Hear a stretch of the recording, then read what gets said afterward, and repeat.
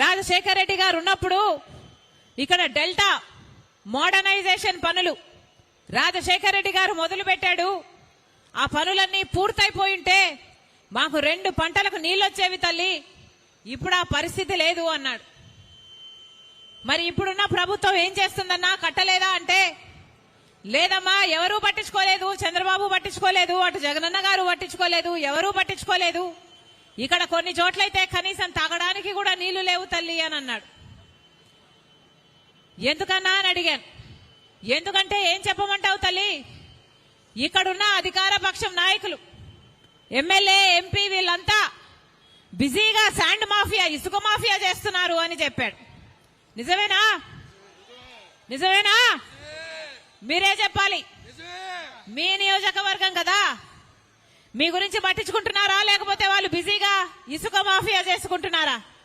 కనీసము canals modernisation కాదమ్మా, కట్టలు కట్టడం కాదు కదా, ఉన్న కట్టలు కూడా కూలగొట్టి ఆ ఇసుకను కూడా అమ్ముకుంటున్నారు అని చెప్పాడు. నిజమేనా? ఇది ఎక్కడ పరిస్థితి అన్నా అని అడిగాను. మరి రాజశేఖర రెడ్డి గారి ఆశయాల కోసం నిలబడ్డారు కదా అన్న, వీళ్ళంతా రాజశేఖర రెడ్డి గారి ఫోటో పెట్టుకుని ప్రచారం చేశారు కదన్నా, మరి ఎందుకు చేయడం లేదు అని అడిగాను. ఎక్కడ రాజశేఖర రెడ్డి అమ్మా, ఇక్కడి నాయకులే రాజశేఖర రెడ్డి గారి విగ్రహం ఎక్కడ సీల్ మార్కెట్ లో పెడతామంటే రాజశేఖర రెడ్డి గారి విగ్రహం పెట్టడానికి స్వయంగా వైసీపీ నాయకులే అడ్డుకుంటున్నారు అని చెప్పారు. మరి ఇదేనా రాజశేఖర రెడ్డి గారి ఆశయాలను నిలబెట్టడం అంటే? ఎలా ఉన్నది రాజశేఖర రెడ్డి గారి సంక్షేమ పాలన? రాజశేఖర రెడ్డి గారి సంక్షేమ పాలనలో రైతే రాజు. రాజశేఖర రెడ్డి గారి సంక్షేమ పాలనలో వ్యవసాయం పండుగ. ఆ రోజు రాజశేఖర రెడ్డి గారు ముఖ్యమంత్రిగా ఉంటే రైతులకు రుణమాఫీ చేశాడు. రైతులకు ఏ కష్టం వచ్చినా ఆదుకున్నాడు. రైతులకు అయ్యే పెట్టుబడి ధర తగ్గించాడు. వచ్చే రాబడిని రెట్టింపు చేశాడు. రాజశేఖర రెడ్డి గారు ఉన్నప్పుడు ఇన్పుట్ సబ్సిడీ ఉండే, విత్తనాల మీద సబ్సిడీ ఉండే, డ్రిప్పుల మీద సబ్సిడీ ఉండే, పంట నష్టపోతే అద్భుతంగా పంట నష్టపరిహారం ఉండింది. ఇప్పుడుందా పరిస్థితి? ఇప్పుడు కనీసం పంట నష్టపోతే, పంట పండిస్తేనేమో గిట్టుబాటు ధర రాదు, పంట నష్టపోతేనేమో కనీసం బీమా కూడా రాదు, కనీసం పంట నష్టపరిహారం కూడా ఇయ్యని ప్రభుత్వం జగనన్న గారి ప్రభుత్వం. మరి ఏమనాలి? ఇదేనా రాజశేఖర రెడ్డి గారి ఆశయాలను నిలబెట్టడం అంటే? రాజశేఖర రెడ్డి గారి పరిపాలన, సంక్షేమ పరిపాలన ఎక్కడ? జగనన్న గారి పాలన ఎక్కడ?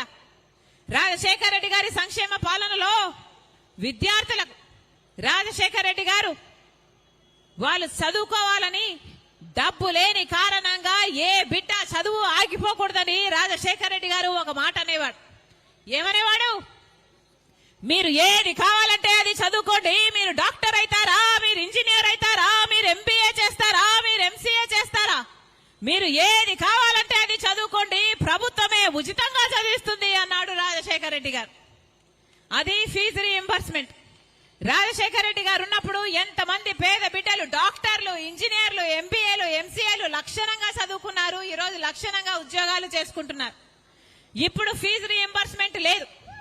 కూలీ నాలీ చేసుకుని కన్న తల్లిదండ్రులే వాళ్ళ డబ్బులు కూడబెట్టుకుని అప్పులు చేసి ఆ బిడ్డలను చదివిస్తే కనీసం ఉద్యోగాలు వస్తున్నాయా అంటే ఉద్యోగాలు కూడా లేవు.